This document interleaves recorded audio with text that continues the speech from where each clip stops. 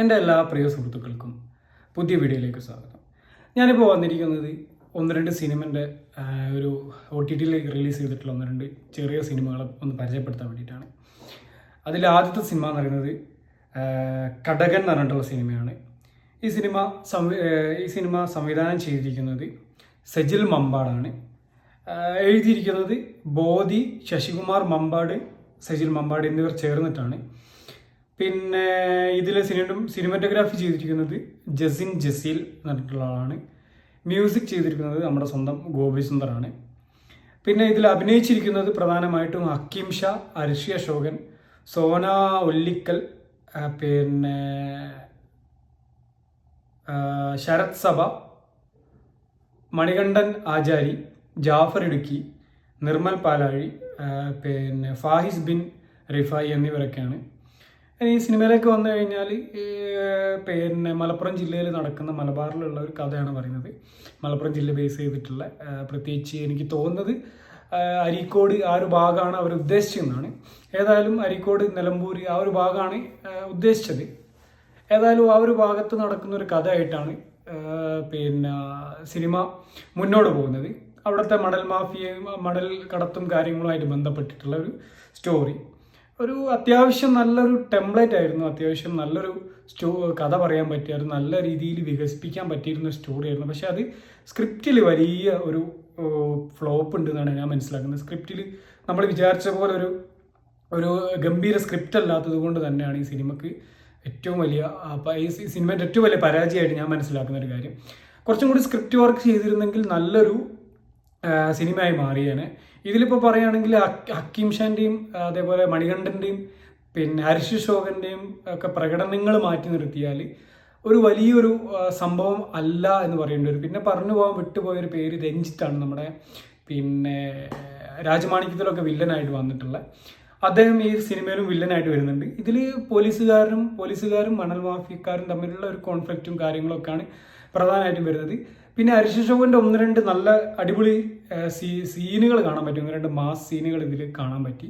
അർഷി അശോകനെ സംബന്ധിച്ചിടത്തോളം ഈ അടുത്ത കാലത്ത് അദ്ദേഹത്തിൽ നിന്ന് വന്ന നല്ലൊരു പെർഫോമൻസ് ആയിട്ട് ഈ സിനിമയിലെ പിന്നെ ഹൈദരലി എന്ന് പറഞ്ഞ കഥാപാത്രത്തിനെ കാണേണ്ടി വരും.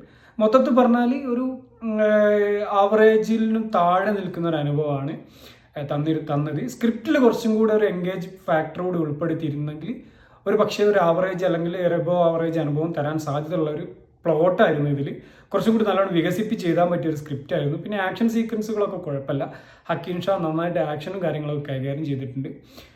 പിന്നെ മറ്റുള്ള കഥാപാത്രങ്ങൾ അവരുടെ റോളുകൾ അത്യാവശ്യം മാന്യമായിട്ടും വൃത്തിക്കും ചെയ്തിട്ടുണ്ട്. അത്ര തന്നെ കാര്യമായിട്ടും ഇതിൽ കണ്ടൊരു നെഗറ്റീവ് പിന്നെ സ്ക്രിപ്റ്റ് തന്നെയാണ്. മ്യൂസിക്കും കാര്യങ്ങളൊക്കെ ഒരു ആവറേജ് തന്നെയാണ്. ബാക്ക്ഗ്രൗണ്ട് സ്കോർ വലിയ കുഴപ്പമില്ല. പിന്നെ ഓർത്തിരിക്കാൻ പറ്റിയ പാട്ടുകളൊന്നും ഇതിനകത്തില്ല. പിന്നെ ബാക്ക്ഗ്രൗണ്ട് സ്കോർ വലിയ മോശമില്ലാതെ ചെയ്തിട്ടുണ്ട് എന്നല്ലാതെ വില്ലൻ കഥാപാത്രവും അത്യാവശ്യം ഫസ്റ്റ് ഹാഫിലൊക്കെ നല്ല ഒരു ആവറേജ് നിലവാരം പുലർത്തിയെങ്കിൽ സെക്കൻഡ് ഹാഫിലേക്ക് വന്ന സമയത്തൊരു പക്ക ക്ലീഷേഴ്സ് ടൈപ്പ് സംഭവമായിപ്പോയി. ഒരു എൻഗേജിങ് ഫാക്ടറൊന്നും ഇല്ലാതെ നോർമലിൽ അങ്ങനെ അങ്ങ് പോയി. വേണമെങ്കിൽ കണ്ടിരിക്കുക എന്നതിനപ്പുറത്തേക്ക് ഒരു വലിയൊരു സംഭവമായിട്ടൊന്നും ഈ സിനിമയ്ക്ക് തോന്നിയിട്ടില്ല. അപ്പം അങ്ങനെയാണ് കടകൻ്റെ അവസ്ഥ. പിന്നെ ഒരു സിനിമ എന്ന് പറയുന്നത് തേര് എന്നുള്ള സിനിമയാണ്. ഇങ്ങനെ ഒരു സിനിമ ഇറങ്ങിയത് പോലും പല ആളുകൾക്കും അറിയില്ല എന്നാണ് ഞാൻ മനസ്സിലാക്കുന്നത്. കാരണം ഈ സിനിമ OTTയിൽ റിലീസ് ചെയ്തിട്ടുണ്ട്. അതിൻ്റെ കൂടെ തന്നെ ഈ സിനിമൻ്റെ പിന്നെ എനിക്ക് തോന്നുന്നു ഡിസ്ട്രിബ്യൂഷൻ പാർട്ട്നേഴ്സ് ആണോ സംശയമുണ്ട്, ഇനി പ്രൊഡ്യൂസേഴ്സ് ആണോ എന്നറിയില്ല. ബ്ലൂ ഹിൽ സിനിമാസ് എന്ന് പറഞ്ഞിട്ടുള്ള ഒരു യൂട്യൂബ് പേജിലും ഈ സിനിമ അതേ ദിവസം OTTയിൽ റിലീസ് ചെയ്ത അതേ ദിവസം തന്നെ ഇത് അപ്ലോഡ് ചെയ്തിട്ടുണ്ട്. അപ്പോൾ സിനിമ സംവിധാനം ചെയ്തിരിക്കുന്നത് SJ സിനു ആണ്. എഴുതിയിരിക്കുന്നത് ഡിനിൽ PK. അഭിനയിച്ചിരിക്കുന്നത് പ്രധാനമായിട്ടും പിന്നെ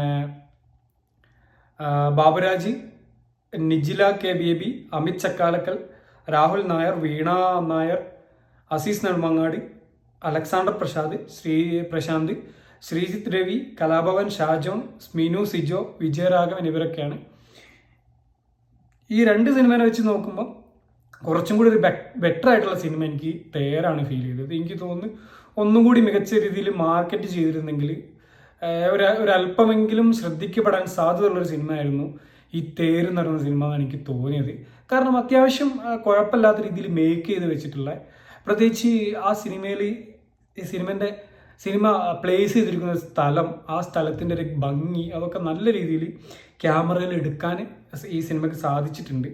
പിന്നെ അത്യാവശ്യം കുറച്ചും കൂടി സ്ക്രിപ്റ്റ് വൈസ് കുറച്ചും കൂടെ വർക്ക് ചെയ്ത് ഒന്നും കൂടെ മേക്കിങ്ങിലൊക്കെ ഒന്നും കൂടെ ശ്രദ്ധിച്ച് കുറച്ചും കൂടെ ഒരു എക്സൈറ്റിംഗ് ഫാക്ടേഴ്സ് ഒക്കെ ഉണ്ടായിരുന്നെങ്കിൽ ഒന്നും കൂടെ ബെറ്റർ ആക്കാമായിരുന്നു എനിക്ക് തോന്നി. ഈ സിനിമയിലേക്ക് കഥയിലേക്ക് വന്നു കഴിഞ്ഞാൽ പോലീസിൽ സെലക്ഷൻ കിട്ടിയ ഒരു വ്യക്തി തൻ്റെ പ്രതികാരം തീർക്കാൻ വേണ്ടി മറ്റൊരാളുടെ വീട്ടിൽ പോകുന്നത്, അതും ഒരു പോലീസുകാരനായിരുന്നു.